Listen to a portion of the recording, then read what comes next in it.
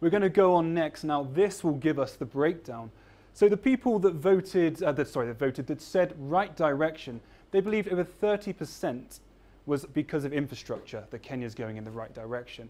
The wrong direction, however, is cost of living. Now, infrastructure, cost of living, I mean, we see around Nairobi itself, there's huge developments going on. How closely linked is infrastructure to cost of living? Well, not very. At least in the short term. Infrastructure, although it looks good, it actually affects relatively few people, especially in the short term, in terms of bringing down transportation costs or even power costs and so on. And the fact that most of the infrastructure projects in the country now have been financed with huge external debts that will have to be paid off over the next 10 to 30, even 40 years. The actual cost to the public of these projects is really not yet visible, whatever the economists can tell us, as well as people on the opposition.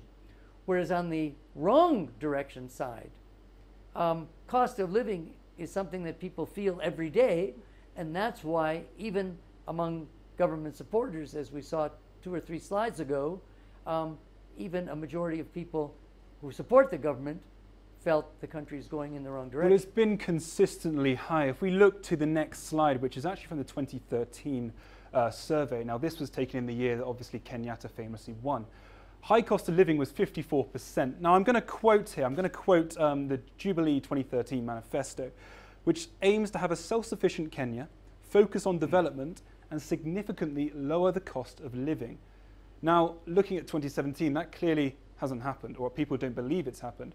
So if people are to vote on performance, could this be worrying times for Jubilee? I think it is a reason for worry. And you will have noticed, if you looked at our results on the who would you vote for president if the next election were held now. Yes. Over the last 3 or 4 years since we started asking that question. We didn't ask it immediately after the election. You'll see that in not one survey has the current president scored higher than the low 50s. And that's just exactly what he got in the last election, 50-point-something%. So you would have thought, other things being equal, with all the development that's taking place, all the resources at the disposal of an incumbent government to tax, to receive loans, and spend, and do things for the public, that his approval rating or the preference expressed for him in terms of votes in the next election would be up at 60 or 70% or even higher if we didn't have to consider the factor I mentioned earlier about identity politics. At the same time, there have been other performance issues. You'll see that if these figures are just before the last election, yes, corruption only 4%. A year and a half ago, corruption as a concern of Kenyans was up to around 20%, because the president had put great emphasis on reining in corruption, and yet about a year ago he had to call a special conference at State House and say he's done all that he can. Corruption is the responsibility of some institutions, which according to the Constitution he cannot interfere with. So he was basically giving up, or rather challenging these other institutions, the Anti-Corruption Commission, the Director of Public Prosecutions, and the courts to take up their responsibilities. So the fact that the president and his deputy, their numbers have not moved up much more than half of the electorate, would-be electorate, since the last election, it's not based only on identity. Anyway, so we go on to the next slide. And this really I wanted to pick out because it shows how sensitive Kenyan voters are to change. Now, I remember we had a conversation earlier in the week about August 2015. So this basic question is, on the whole, thinking about Kenya today, are things generally going in the right or wrong direction? Now, this is spread out over a number of years, from 2013 all the way to the latest poll. But August 2015 is when President Obama, when he was in power, he came and visited Kenya. Now, you suddenly see this flip. Now, is that solely because of President Obama's visit? Well, we'd have to say pretty much. We can't identify any other factor. There was no big change in the economy. It's not that there had been so much rain that there was a glut on the market, and so basic foodstuffs were very cheap. There was nothing like that. It's true inflation was not as high as it is now. It is true that in contrast to late September 2014 and the beginning of April 2014, when we had two terrible al-Shabaab attacks, first one in Nairobi and the second one in northeastern at Garissa University College, by mid-2015, at the time of President Obama's visit at the end of July, there hadn't been any major attack. So that reversal, which is the only time in that whole period that the green line is higher than the red one, we have to attribute that primarily to President Obama's visit.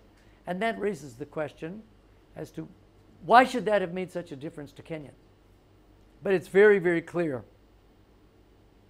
that going back to the election in March 2013, there was a widespread feeling, with good reason, especially among the president and deputy president supporters, that the West, and the United States in particular, were not happy with the prospect of them being Kenya's leaders because of the cases which were then ongoing against them at the International Criminal Court.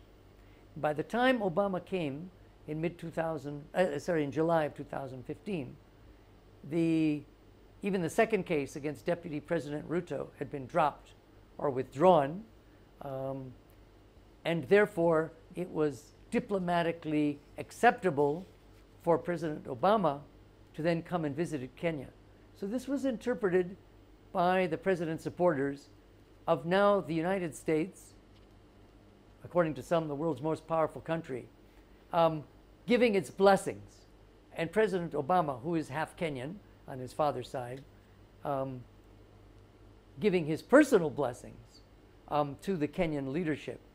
And also the fact that President Obama's father, late father, was a member of the Luo community, which is the same ethnic community of Uhuru's main challenger in this election and was his main competitor in the last election, former Prime Minister Raila Odinga. This was seen as even more of a symbolic victory for the president and the deputy, for Obama, because you don't go and visit countries that you don't approve of. You avoid them. So this was really seen as a diplomatic coup for the president's side of the political equation. But as you also can see, that euphoria didn't last long. No, absolutely. It jumps up to 67%. Almost by the next survey, that euphoria of Obama's visiting and blessings had just vanished in thin air. The reason I ask you, Dr. Tom, is because it was obviously excitement, a sign of change. You know, this was good for Kenya. Now we've got the recent Chinese investment. You look at the SGR, which was obviously completed just after this poll. Now, could the SGR and other investments that we see with the infrastructure around Nairobi and other parts, could that play a part in reducing the wrong direction percentage? Could that, you know, influence it at all? I think so. So if in this poll in May, those who think the country is going in the right direction, 31% said infrastructure. My guess is, and I'm not very good at predicting, that's why I like doing research, so that I don't have to rely on my own inclinations. It wouldn't surprise me if that figure was up to 40% or even more. It also wouldn't surprise me if those who think the country is going in the wrong direction declines a little bit from 71% to maybe somewhere in the 60s. Now, we have to keep in mind, as we're waiting for these results, that infrastructure is not as the most important factor. We've seen time and time again when we ask, what's the most serious problem facing Kenya? It's been inflation, cost of living that's been there. And I have no reason to doubt that that won't appear as number one in the current survey as well.